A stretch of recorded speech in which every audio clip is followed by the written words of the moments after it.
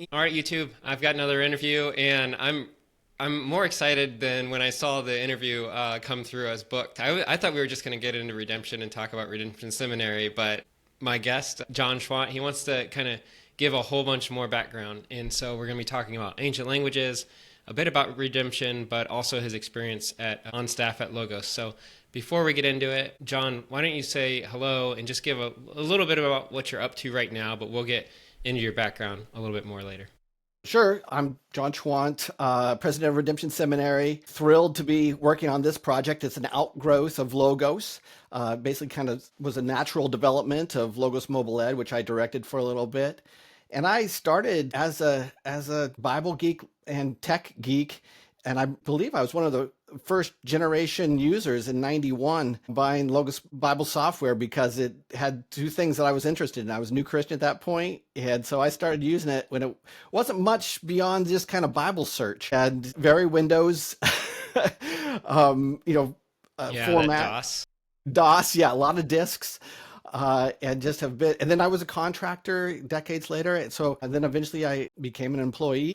So I have a long history with Logos and have just loved to use the software and continue to use it, especially now with Redemption. hmm Yeah. What's like a one or two sentence on redemption before we get into your Logos experience? Because I feel like some viewers may not be familiar with it, or they've just kind of seen it in passing, and I think it'd be good for them to give a little bit more context of what you're doing there at Redemption. Yeah, Redemption Seminary, redemption.edu, is an accredited seminary, but it's innovative. We built it as an outgrowth of Logos Mobile Ed. It's independent, so it's a nonprofit, has its own board. Basically, we started it in 2018. It's when we had the idea for it. So it was before COVID. So we went online with this before COVID hit, and we built it to be the most relational, the most resourced, to keep education relevant for where people are in their ministry context, and to be responsible, to have it be financially affordable. So that's why we don't have a campus. We're entirely online, but we're doing online differently than most in that we keep it very relational. Each course is graded directly with a mentor, kind of like piano lessons, where you have a workbook where you're working through. There's no high stress. It's when your spiritual formation course wrecks your spiritual life, you know something's wrong with the system. hmm You know, so our courses are a workbook approach where you work step by step. You can work as long as you want to prep for a course, have it all done if you want. Some people like to stay 1 week ahead. Some people like to have it all done. Then you review your work with a mentor. They give feedback. If there was a couple questions that were off track or answers, they say, bring those back hmm next week with the next unit. And so they just guide you to That's cool. success and keep it. And people have got a degree basically in their Bible study time, or we had one person do it on their lunch break, just step by step, every Really? day. Yeah. Oh, that's cool. I want to get to the actual feature of mobile ed a little bit later when we chat. So let's get into your Logos experience just a little bit because some people might be like, where have I heard this voice before? Right. Yeah. So what was your experience at Logos before you left Logos and are doing what you're doing now? Well, it began with them reaching out to me. Oh, I was going around the nation teaching intensive Greek courses. And so Logos had me out in about 2000 to teach a number of people on their team. I taught Scott Lindsay. It was a Greek in a week course. Taught Greek in a week. Dan Pritchett. I taught, there was a number of them, and local pastors. And yeah, it was a brutal course, Greek in a week. We went through all of the exercises in 1 week. I didn't let any of them quit. They had to, and once they started, we had to, I had to carry them if necessary. We made it all the way through. But then that's how they kind of discovered me. And then they wanted an audio version of the New Testament. And the next thing was just to be able to click on words and hear them pronounced. So they hired me as a contractor to pronounce the Greek words. And so if you click on a Greek word, right click on a word in your Greek Bible or just any Greek word in a lexicon, it's my hmm voice. hmm And it was a delight to do it. Although reading individual words was like reading through the phone book. I could only do, you know, a few letters each day before I'd be tongue tied. I did it. Become a problem child in the project, though, because Yeah. at that point, there wasn't much discussion about the pronunciation systems. And I surfaced that as a problem. Which pronunciation system do you want me to use? Mm-hmm. Basically a reconstructed Koine, or Erasmian, which has become an anglicized version of Greek, cobbled together of many different time periods of pronunciations plus English, or modern. Those are the three general approaches, and there's different veins in each of those. So it was not a welcome. I mean, Locus is great. Obviously, they'll let me to do it, but it created a problem. Like, this is going to be complicated now. And how do we explain this to people? And I think it's still complicated, because if you do right click on a word, it's choosing one of those systems. And so maybe we could talk about. Does it choose? What do you mean it chooses one of those systems? What do you mean by that? Well, I can share my screen if you want. Yeah, I'd love it. Show you. I'd love it, because there's a couple of things I wanted to make sure that you had shown, and so that'd be a good time to share your screen. All right. So in the tools area, this is the general tools area on the left. Don't confuse it with tools up in a resource area. You can select the pronunciation tool. Mm-hmm. That's where this sidebar opens up, and you can see that it has all the words. This is what I read through. And it's right now it's set to Koine. And if you click on this is where you choose the pronunciation for your different languages. And so there's three right here. There's Erasmian, Koine, or Modern to choose from. So right now it's set for Koine. So if I clicked on a word, it's going to give me that pronunciation versus the Erasmian. So can you clarify for me? Yeah, can you clarify for me real quick? I didn't even realize this. If you change it in pronunciation tool right there, and then you close the pronunciation tool, it'll stick to that going forward until you go back and change it. Is that right? That's correct. So got it. I just changed it to Erasmian. Here's one. Well, this is a good test. Oops. It opens Factbook every time now. It does that so fast for me. I'm having to get used to that. So right click, pronounce. Yeah. Close. Mm-hmm. Interesting. That was not right. Let's try this one. See what pronounce. It's giving the lexical forms, not the inflected forms through here. Yeah. So if I was in a lexicon, it would match with what you see on the screen. But this is the Erasmian pronunciation versus if I go back to tools, get that pronunciation tool open. So that said Sue.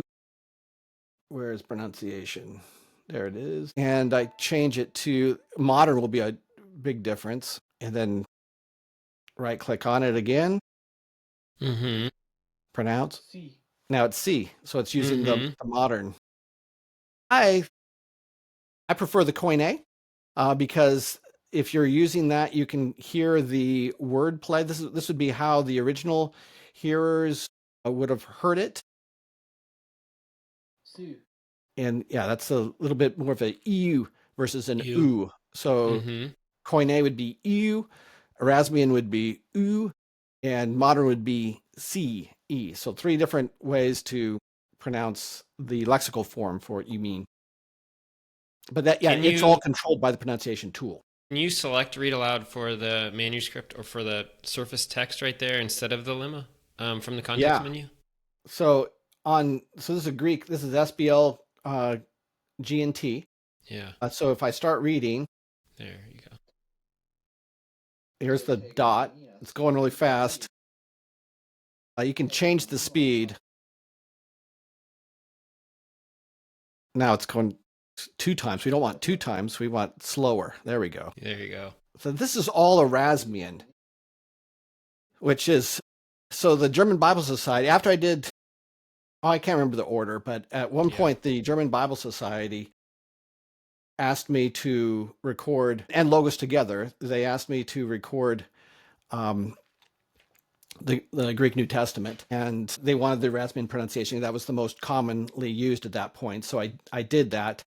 And the goal was to then do it again in the Koine, but then there wasn't an appetite for that. So I wasn't able to do that. But I do want to do that in the future. It's one of my bucket list things. Yeah. I do want to record the whole thing again in the Koine because I feel like, I mean, Rasmussen's a fine pronunciation, but in my mind, I feel like I made a B movie, actor in a B movie. So I need to do my A movie eventually. I don't know. It's quite the bucket list item to knock it out in Erasmian. I'm just saying. I think that's quite the accomplishment. And then I think you mentioned before we started recording, you wanted to also comment on the RVI or the reverse interlinear work that you were doing as well, right? Right. Actually, I think that's how it started. Dale Pritchett had a wonderful idea for basically building a super Strongs that would not, Strongs works off of lexical forms, but have a grammatical Strongs that works off of lexical forms and basically connects English to the grammatical structure of Greek, and actually then using that as a Rosetta Stone could connect it to other languages or other translations. So as you highlight in one text, it's highlighting in another. This was all, he saw this before it existed. And so they hired me to create a system, a grammatical system with basically mapping the choices that the ESV made to create the English translation to the original text. And so I had to create a map where there's multiple ways to communicate the same thing. That's part of the glory of language. There's inherently many layers of redundancy to make sure that communication works. And so part of that is grammatical redundancy. And so you can have a relative clause or a noun clause or a participial phrase all doing the same thing. And so in the mapping, I used dots and arrows. And if you have the ESV reverse interlinear, you can see the mapping there. Mm-hmm. And they're consistently a different process for showing a relative clause versus a participle of what's kind of primary or not, so that those structures maintain their integrity and can work between languages. So that's, really getting under the hood of what went on there. It wasn't just matching words. And so that actually enabled it to be the Rosetta Stone to connect. Basically, it's still used today to when you highlight in one text, it's highlighting in another language or another translation. It's all kind of coming through that resource. I think it's called like corresponding highlights now. Yes. Is how it's termed, like within the application. And so if anyone wants to learn more about that, I think that's the phrase or the term that's used there. So yeah, did you want to demonstrate any of that before we get in, or as we get into some of the Greek tools within the software? That's okay. I don't so into the Greek now that I love using my Bible app in church. So anytime anybody's reading English, I'm looking at the Greek because it's a free, that's my interlinear right there. If someone's reading English, I can be looking at Greek, and the app is just so good just to click on words and having the lexical information up and the parsing for each word. Man, the app is really improved. So that's kind of my workflow for the interface between languages. I just kind of in pure Greek. Yeah. Yeah. And I always feel weird like pulling the app out like in a congregation, but it's like I'm not on my phone. I'm not like checking Facebook or something. But I feel that a little bit, but I'm now in true grandpa mode where I don't. Where it's okay. No, as far as those features or tools that we would like to hit on, I think inside the app, like I was hoping you could show a bit about the Greek alphabet course and then the Greek grammar with LexImpress. If you wouldn't mind. So, it was quite the decision to create more than one pronunciation system, because it has cascading problems. Yeah. Now, every time you do anything referencing the language, you have to decide which pronunciation. So you have this question. So I like how they have this kind of work in the background of you just choosing the pronunciation tool, which one you want to use. But then with the alphabet course, Bob wanted there to be just everything that you would want in an alphabet course, just to spend the time to marinate and learn an alphabet. So we created that when I was working there as a mobile ed product with all the language tools that had been made through the years. We put them in there, and really it's kind of a highlight of how to use so much of the original language tools in just an alphabet course. So I love that course. It's a lot of times they find different ways to promote it. It's pretty easy to find. There's two versions of it. There's of course now there's the Erasmian version and the Koine version. And I just love how this is now a question. It was never a question before. And I mean, you look in the older books, and so you may find this in your resources. If you're looking at, Greek pronunciation resources, anything, I would say before 1990, you're going to hear Erasmian as presented as the way it was spoken in the original culture. Yeah. And it's not accurate. After that, now it's been corrected. So I like the Erasmian is good for someone who doesn't want to speak it, who doesn't want to, who just wants to refer to it. And actually, this is an issue for, I guess, a limitation of where software meets mind. Yeah. So in the grammar, so I also wrote a grammar for Lexham Press. It's basically a revision of Nunn's grammar, and I brought it to explain English grammar at the same time and provide lots of exercises. But he used a lot of composition exercises, and I kept that in there. Remember debating this at SBL of why do we still need composition if you're just using Greek to translate? But if you're just using Greek to translate, you could just use logos. But, why would you want to compose then? What's the exegetical benefit of composing? We're not writing a new Bible. So the answer is surprise.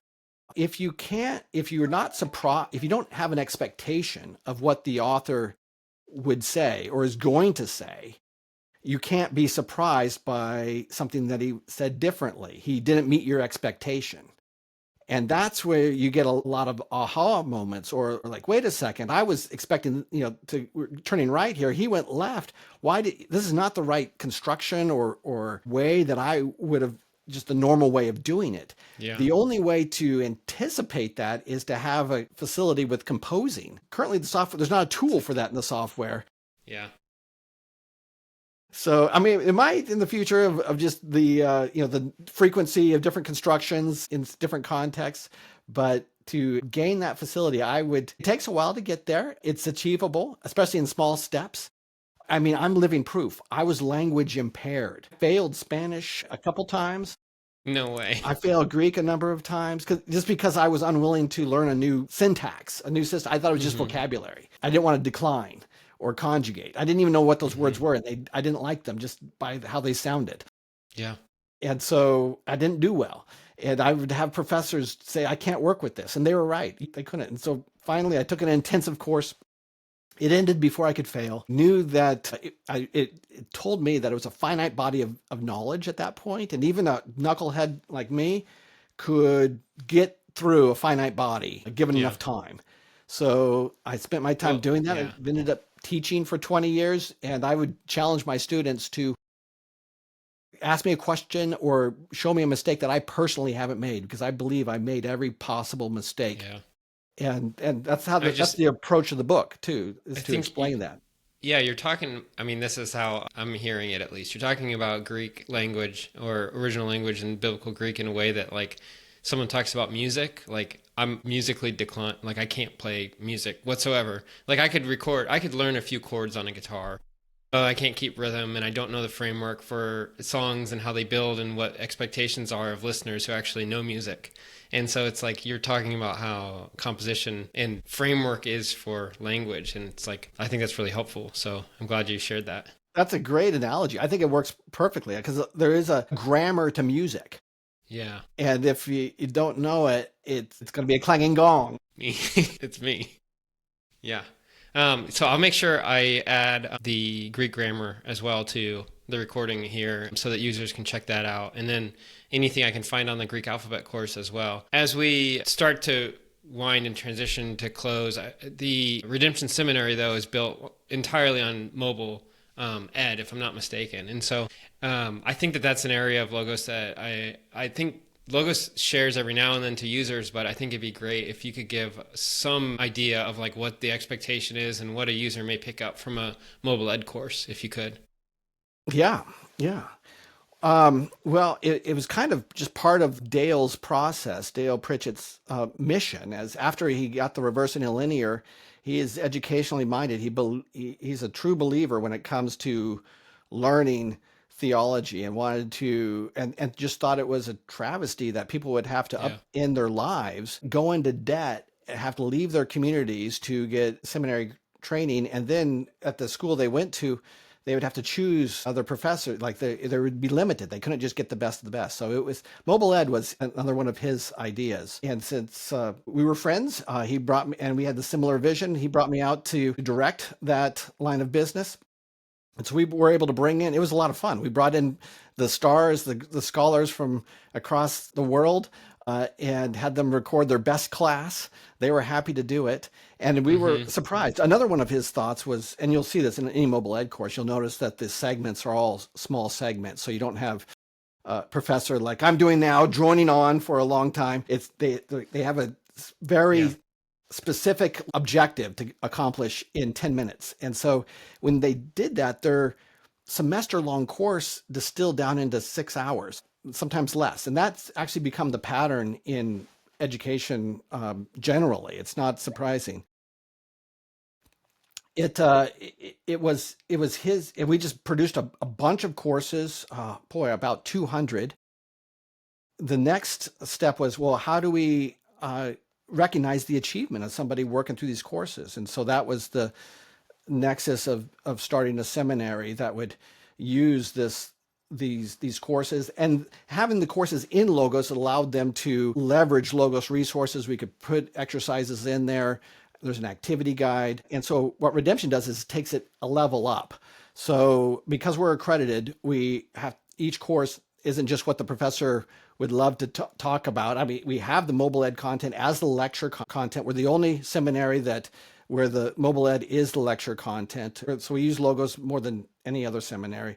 And then we have readings in Logos. We provide all the reading. A lot of times in mobile ed, it gives recommended readings at the end of each of those segments, but you might not have them in your library. So we construct it in a way and provide a library, a massive library. So it includes like 30 mobile ed courses plus over 1,000 resources, so that every time you are asked to do a reading, you have it.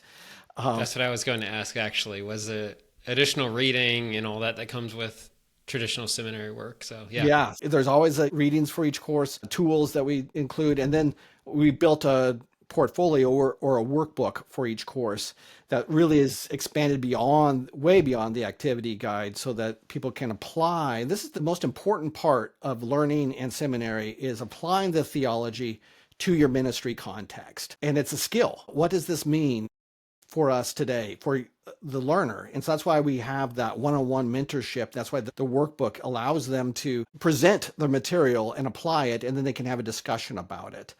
So we can. how are the mentors chosen? Are they faculty or staff of Redemption somehow, or how does that work? Yeah, we have over 20 people qualified as mentor professors. They have to have a doctorate in theology. Okay. So we qualify them, and they're just online across the world. And so we just match them with students. Get to pick their mentor for each course. We don't assign them. Okay. Students, whenever there's a decision of how does it benefit the student, we always go, we're student focused. In fact, you can say someone has done a ton of mobile ed learning on their own before hearing about Redemption. We can even provide transfer credit for prior learning for up to 9 credits for that experience. We build a dossier to show the accreditor that it is, they weren't just watching videos, that it's actually learned. They probably have, ministry experience. So we kind of package that together.